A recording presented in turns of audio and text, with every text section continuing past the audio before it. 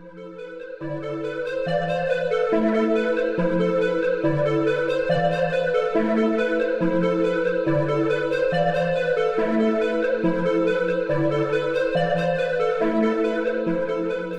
that time of year again. Actually, if you're listening on the day of the upload, it's that day again. I hope you were all good this year and didn't get any cold left behind in your stockings from Santa, Kris Kringle, Father Christmas, Santa Claus, Père Noël, St. Nicholas, whatever you call him. But speaking of old St. Nick, have you ever wondered what the real St. Nicholas life was like? Well, if you have, then you're in luck. Sit back, relax, get a nice glass of hot cocoa, and enjoy this little history lesson.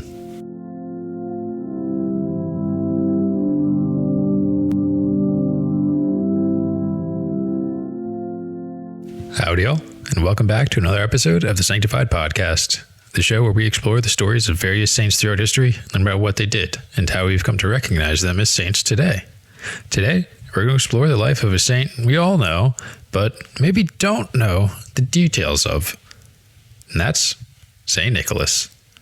And just a quick note for any parents that are listening, perhaps with their children, if you're trying to keep the magic of Santa flowing, this may be an episode to not listen to with your youngins, since we'll have to operate under the assumption that the famous Santa wasn't the original Santa. If you want to share the story for his inspiration, though, absolutely enjoy the show. And if you just want to know the short answer of how we went from the original St. Nicholas to the St. Nicholas we think of today, just skip ahead to about 23 and a half minutes in. Now, I'm sure everyone has some sort of familiarity with St. Nicholas. Maybe you've done your own research into him, or maybe all you know is that he's the inspiration for Santa Claus. But today, I want to do my best to help you understand the origin story for the person we all know as Santa Claus and how we got to the Santa Claus that we know today. Now, first, I want to share that despite direct records from his time not surviving to this day, there are numerous secondhand records that come from varying places and with similar enough content that it's accepted as historically accurate. Also, there are references to written records of St. Nicholas from his own time. Theologian Eustratius of Constantinople wrote about St. Nicholas and referenced a writing called Life of St. Nicholas, which shows there were records from his time about him. We just don't have them anymore. So, St. Nicholas, known better in his own time as Nicholas of Myra, which is today Demre, lived during the 4th century and was a very, very popular bishop of Myra.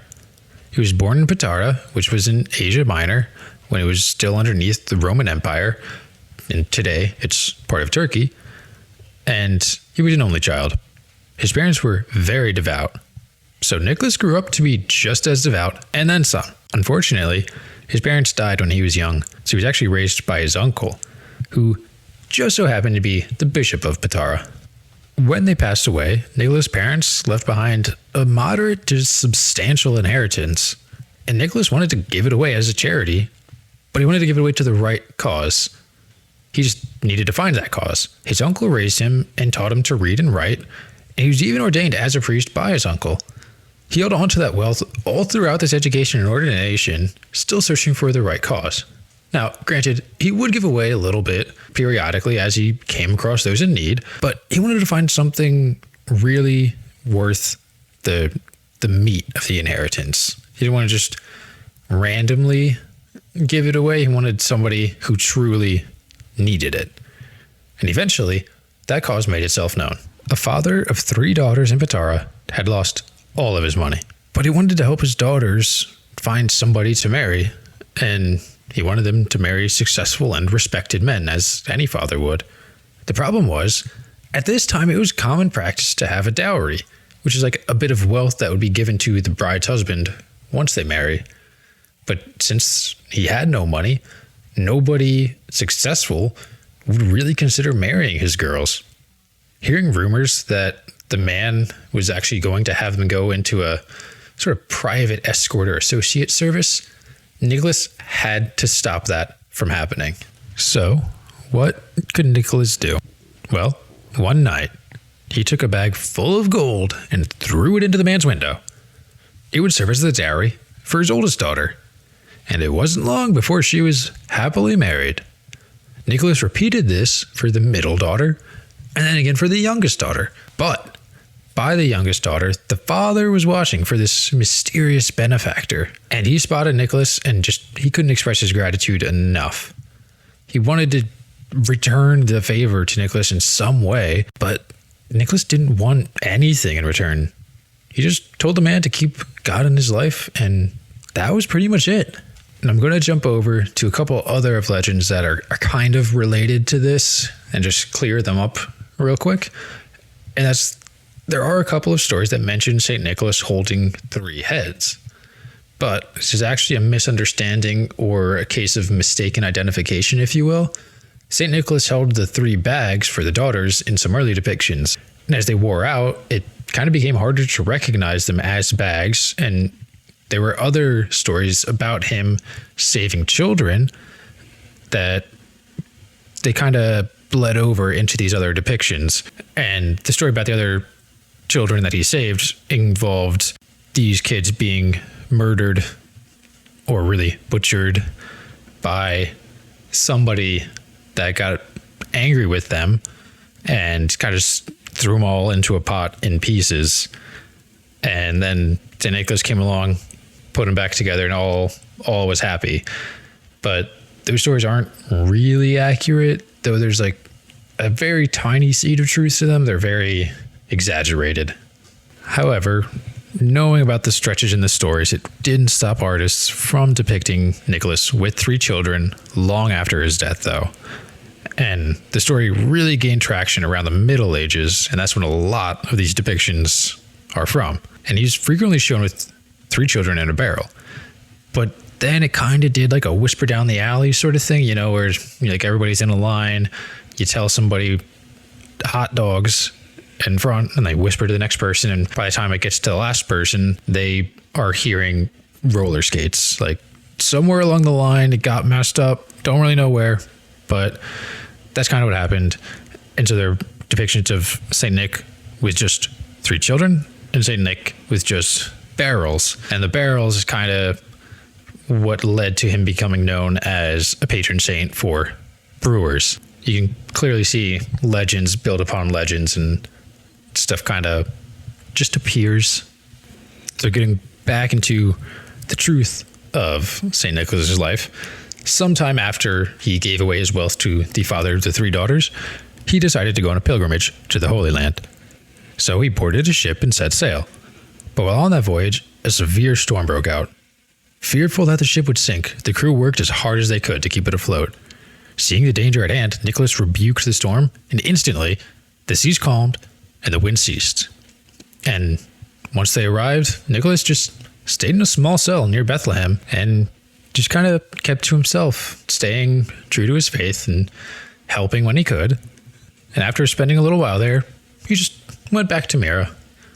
And a while after he left, people knew where he lived, and so they built a church to St. Nicholas in the very spot where his cell in Bethlehem was. Now, around this time of Nicholas returning back to Myra, the city needed a new bishop. And guess who was selected? Now, there's also a fun little story or legend about how he was selected, and it is that he was chosen because he just so happened to be the first to show up to church one morning to pray. But it likely isn't a true origin story for him becoming bishop. It's just a fun one. But during his time as bishop, it wasn't all sunshine and rainbows. Christians began to be persecuted, and Nicholas was very quickly arrested. While in prison, he was tortured alongside numerous other Christians. But eventually, Constantine the Great came into power and freed all of them. Right away, Nicholas returned to his role as Bishop of Myra. Nicholas was very outspoken against paganism and the then popular Arianism. He even had various temples destroyed because he felt that they just perverted God so much that they just had to be demolished. He wanted to protect his people from both spiritual and physical damage, and that's just how he saw the best way to accomplish it. And one time, a few men were set to be executed by the governor, and it turned out the governor had been bribed to have the men executed. Well, Nicholas wouldn't stand for that. He came and stopped the execution and freed the men. Now, whether or not it was because he was so well respected or if it was a miracle, like he didn't touch anybody, but the men were just released, that's not really clear. In any case, though, he rescued his people no matter what. If he knew they did no wrong, he was there for them. And after he saved these men, he had the governor admit to his wrongdoing, admit to taking a bribe, because somehow he just knew that he had received a message about what happened, and he had everything sorted out and resolved. Nicholas' love for his people and his devotion to protect them became very widespread. And another time, separate from these other three men, there was a group of imperial officers who were jailed on false charges, and Emperor Constantine ordered their execution after Prefect Flavius told him a lie about the officers. The group was absolutely terrified, like they knew they did no wrong, but they were going to get killed, and whenever they were like, hey, we didn't do anything wrong, people just said, no, you're lying. How are they going to get out of this? They remembered the power and protection Nicholas had shown before, so they prayed to God to have Nicholas help them. And that night, Constantine had a dream of Nicholas chastising him on ordering the men's execution.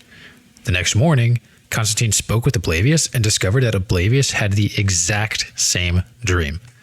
The two then went to the jailed men and interrogated them, and that's when they found out that the men had prayed to God for Nicholas' help. And it was very clear that they got it because they were set free then and there. And that is one of the most famous miracles that Nicholas performed and is actually referenced pretty often. Another miracle that was recorded from St. Nicholas comes from a famine in Myra around 311, 312. And the people of Myra were starving. And Nicholas searched for food for them, but there just wasn't that much around. Until he found a ship in port that was full of wheat, bound for the emperor. He asked the sailors to part with some of it, and they were kind of like, nope, not going to happen. If we give this to you, we're going to be executed. But they eventually came around after Nicholas assured them they would not have a problem when they delivered the shipment to the emperor. So they unloaded enough wheat to feed everyone in Myra for 2 years. And then they left to deliver the leftover wheat. When the ship arrived, though, the sailors unloaded all of the wheat, and it was weighed to be sure that as much as was loaded on before was unloaded. To their surprise, it weighed the exact same before they gave any away to Myra. The wheat they gave away was miraculously duplicated back into the ship's cargo holds. So we can already see just how, I don't want to say powerful Nick was, but how committed he was to his faith in God. He knew God could do all of these things. He was just a generous man who helped everybody he could and never gave up his faith. He gave away all of his money to help one family. He saved several men from execution multiple times. He calmed a storm with a prayer and somehow duplicated this grain. There's so many miracles that are attributed to St. Nicholas. He really was an incredible person. Of course, with any other miracles, it's not necessarily that Nicholas performed them himself, but he was so connected with God that God granted these through Nicholas or to Nicholas. And there's another miracle that was reported long after Nicholas' death. Not like it happened during his lifetime, like he had been dead, but he granted it from heaven. And the miracle was that a child had been abducted by pirates. The pirates took the child when they attacked a town that was celebrating St. Nicholas' feast day, and they made the child be the cupbearer for their king. For a year, the poor child was just stuck as this cupbearer. He couldn't communicate with anybody because he spoke a different language from everyone else there. And at the next St. Nicholas feast day, his family just refused to celebrate because of what happened the prior year. Like, I wouldn't blame them. If I lost my kid that day, I'd be pretty sad a year later. Well, countless miles away, as the boy was bringing a cup of wine to the king, he felt himself get lifted off the ground. He saw St. Nicholas before him, and the next thing he knew, he was being set down in his family's home. You can imagine how excited everyone was about that miracle. Now, granted, the records for this miracle aren't as numerous. Maybe you can take it with a grain of salt, but nonetheless, it's still one more miracle recorded as happening on behalf of St. Nicholas' intercession. And then let's take a little jump about 100 years after he lived. We have record of the very first church being built in honor of St. Nicholas by Emperor Theodosius II. So it's clear that he held very strong influence during his life. I mean, it's evidence that the people at the time knew he was a saint. They built a church in his honor. And his body was likely kept inside this new church, and it was actually known to produce a pleasant aroma as well as exude a water-like fluid that was said to heal anyone who touched it.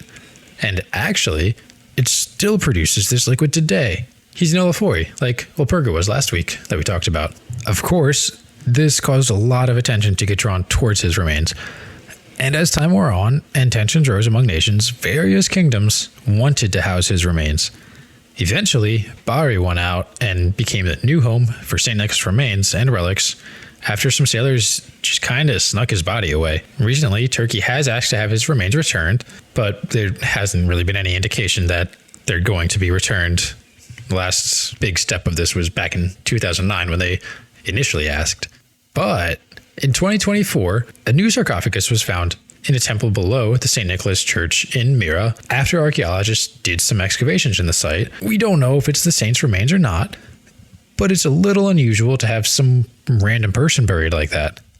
Again, though, it has been so consistently recorded that his remains were taken to Bari, and even the Pope at the time acknowledged this and interred them in the Basilica of San Nicola in Bari, that it's fairly unlikely these newfound remains are St. Nicholas, but the archaeologists do like to think like there's a chance. St. Nicholas became one of the most popular saints ever. There were over 400 churches dedicated to St. Nicholas in England alone in the Middle Ages, and countless others all throughout Europe. His image was painted and depicted more times than any other saint at this time as well. And another interesting thing to note is that his image appears on more Byzantine seals than any other saint. One of the places where St. Nicholas was most popular is actually in Russia, which kind of does, though, make sense when you take into account the amount of Eastern Orthodox Christians from the region. In fact, there were so many Russians performing pilgrimages to Bari that Russia had a church, hospice, and hospital built there. But St. Nicholas is popular in many, many nations all around the world, and he's a patron saint for numerous groups and regions. I just thought it was kind of interesting that he was so popular in Russia, just because he didn't really do anything in Russia while he was alive. Just interesting. St. Nicholas lived before the modern canonization process, and so he doesn't really have an official canonization date. You could say that he was canonized through equivalent canonization, but even still, there's no set date for it. His feast day is December 6th, and he's known as the patron saint of children, sailors, travelers, coopers, toy makers, merchants, the unmarried, brewers, falsely accused, the Russian Navy, pharmacists, and for numerous countries and cities all around the world that are just really too many to list here, and I don't want to bore you to death going on with 100 different places. His feast day and celebrations evolved over the centuries, and they were inspired by his gift giving to the poor man and his daughters. And while I would love to use that as a transition to the origin story for the modern understanding of St. Nicholas, I have one other thing that I need to touch on before we get to jolly old St. Nick. And this one is about a point in Nicholas' life that is a little disputed, and it's that he was present, or maybe not, at the First Council of Nicaea in 325. Some attendee lists include Nicholas, some don't. But it's important to note that there are a lot of inconsistencies for others in attendance, and it could vary on when someone arrived or left. The attendee list that is considered most accurate from Theodore the Lector does in fact include St. Nicholas, so it's broadly accepted he was there, but it's not unanimously accepted. The issue is that he's not on other lists that we would expect to see him on, like Athanasius of Alexandria's list. We just can't truly be certain because it's just too inconsistent. But one story that tries to explain this this reason that he's on some and not on others, and is actually pretty funny, is that one of the biggest supporters of Arianism pushed his luck, and Nicholas got up and slapped him. And after that, he was kicked out of the council. Of course, the story's earliest appearance is from 1,000 years after the supposed event, so it's fairly unlikely. I like to imagine he did, in fact, slap some jerk in the face. And to add on to that, the Eastern Orthodox Church is pretty fond of depictions showing this exchange. Not that makes it more likely, I just thought that it's kind of funny to imagine a saint, especially such a prominent saint, being known and liked for slapping a dude. Of course, it would make sense for Nicholas to be at the council since he was such a prominent figure at the time. So I do lean towards him being there. I just think that he maybe arrived a little late or left a little early, and that's why he's not on all of the attendee lists. The council was a really big deal, so it just stands to reason that one of the most prominent bishops at the time would be in attendance, especially if they were discussing things that included Arianism or paganism, things that he was very outspoken against. Okay, so now we're up to the modern, jolly old Saint Nick we know today. We're up to how I'm going to explain the origin of him. So we got to first cover the celebrations for his feast day. And these celebrations varied from region to region. In England, a common tradition was for sailors and ex-sailors to go to the port for church celebrations for their patron saint. And then on their way coming home, they would buy unusual gifts for their kids. And most men in England at this time had sailed at some point or another, so this was a large chunk of the male population doing this. Other places would leave shoes out for St. Nicholas to leave small gifts inside. And St. Nicholas, obviously his name would be different in different languages. In Dutch, he was called Sinterklaas, and they had a similar gift-giving tradition as the English one. When the Dutch founded New Amsterdam, which is now New York, they brought their traditions over, and over time they kind of evolved. Sinterklaas became known as Santa Claus by non-Dutch speakers, and his depiction really varied widely until 1931. Now, before then, Santa Claus had been used in advertising for decades, but he was shown as anything from a little elf to a Grim Reaper-esque character. But then, Coca-Cola launched an ad campaign featuring jolly old St. Nicholas using the descriptors from 'Twas the Night Before Christmas.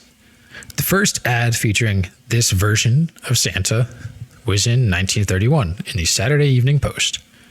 Santa continued appearing for the company around the holiday season for years to come. The scenes changed, but he was always enjoying a Coke in the ad. Contrary to popular belief, though, they didn't make up the red suit. He had already been illustrated in a red suit before this, but this campaign was just a little too successful because now just about everyone pictures Santa in a red suit, and the association with just Coke has been lost. This is just a red suit now. So combine the story of St. Nicholas' life and the Coca-Cola Santa image, and you have what most people think of when they think of Santa nowadays. So a quick summary on how we got from the original St. Nicholas to the Santa Claus that we know today, for anyone who skipped to this part or just wants a quick summary, is that the original St. Nicholas gave away all of his wealth. Then stories of St. Nicholas' miracles and generosity spread long after his death, and European traditions were brought over to the US by early immigrants, and they kind of evolved in their own way. Translations from the Dutch Sinterklaas got us Santa Claus, and the image we pictured today is from a Coca-Cola marketing campaign that was a little too successful. So yeah, Santa Claus is real, or at least Sinterklaas is, or inspired by a real guy.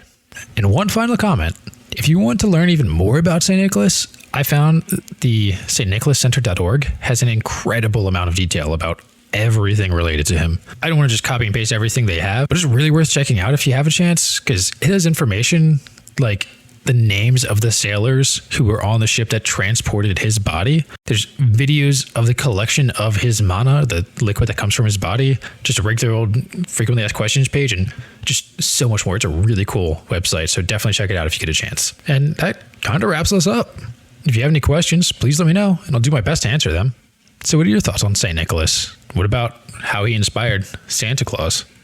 Have you found a story interesting? And I look forward to reading about your thoughts. Thanks for listening.